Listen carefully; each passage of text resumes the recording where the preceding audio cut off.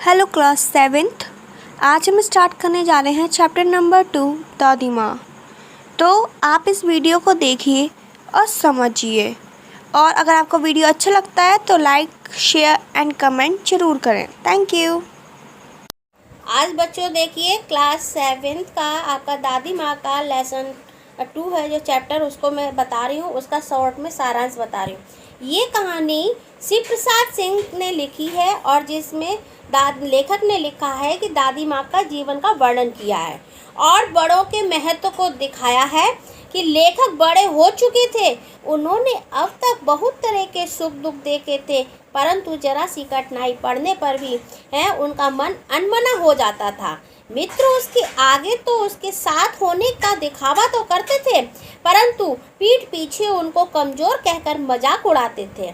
ऐसा समय में लेखक को अपने दादी माँ की बहुत याद आती थी। लेखक की दादी की ममता, स्नेह, दया की मूर्ति थी। बच्चों में लेखक को बरसात के दिनों में गंध भरे जल में कूदना अच्छा लगता था, जिससे एक बार उन्हें बुखार भी आ गया था। उस समय उसे बीमार पड़ा देखकर उन्हें अच्छा नहीं लगता था। बीमारी में उसे दिन भर नींबू और साबूदाना आदि चीज़ें बनाकर खिलाया करती थी, परंतु इस बार उसे जब बुखार चढ़ा तो वह उतरने का नाम ही नहीं ले रहा था। उसकी दादी उसके माथे पर कोई अदृश्य शक्ति धारी चबूतरे की मिट्टी लगाती थी। वह उसकी पूरी तरह से देखभाल भी करती थी। दादी माँ को गाँवों में मिलने वाली 85 किस्म की दवाओं के विषय के नाम पता थे। उन्हें गंदगी बिल्कुल नापसंद थी। लेखक आज भी बीमार पड़ा है, परंतु मेष महाराज अपनी इच्छा अनुसार देखभाल करते थे। डॉक्टर की शक्ल देखते ही अब उसका बुखार भाग जाता है। अब लेखक का बीमार पड़ने को मन नहीं करता था। एक दोपहर दादी माँ रामी की चाची को डांट रही थी। रामी की चाची ने पहले पैसे वापस नहीं किए थे और फिर दोबारा पैसे मांगने आई थी।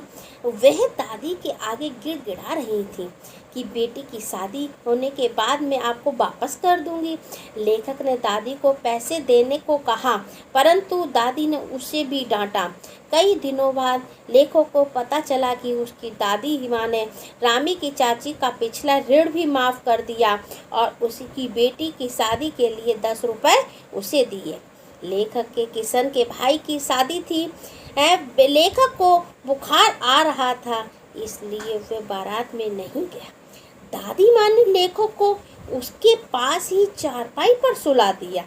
घर में औरतें विवाह की रातों को अभिनय कर रही थीं। उसके मामा का लड़का राघव देर से पहुंचने के कारण यह बारात में जाने से रह गया।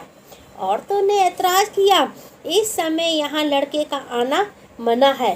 दादी माँ ने कहा कि छोटे लड़के और ये ब्रह्मा में कोई अंतर नहीं होता। दादी माँ ने अपने जीवन में बहुत सुख दुख देखे थे। दादा की अचानक मृत्यु हो जाने के बाद वो उदास रहने लगी। उनकी मृत्यु पर पिताजी और दादी माँ को उनका शुभ चिंतक बताने वालों की कमी नहीं थी। इन्हीं शुभ चिंतकों के कारण घर की स्थिति और बिगड़ गई थी। दादी माँ के मना करने पर दादाजी के श्राद्ध पर पिताजी ने बहुत खर्च किया। घर का उधार बहुत बढ़ गया था। एक दिन दादी माँ की सर्दी में गीली धोती पहने कपड़े में संदूक पर दीपक जलाए बैठी थी। लेखक उनके पास जाकर बैठ गया। उसने दादी माँ से उनके रोने का कारण पूछा। दादी माँ ने उसे टाल दिया। अगली सुबह लेखक ने देखा कि उसके पिताजी और किशन भैया दुखी मन से कुछ सोच रहे थे। उन्हें कहीं से उधार नहीं मिल रहा था। उस समय दादी माँ ने पिताजी को दिलासा दी और उनके चिंता को दूर किया। ये कहा कि चिंता मत करो। उन्होंने पिताजी को अपने सोने के कंगन दे दिए। अब लेखक के हाथ में किशन भैया का पत्र था, जिसमें लिखा था कि दादी माँ नहीं रही। लेखक को इस समाचार पर विश्वास नहीं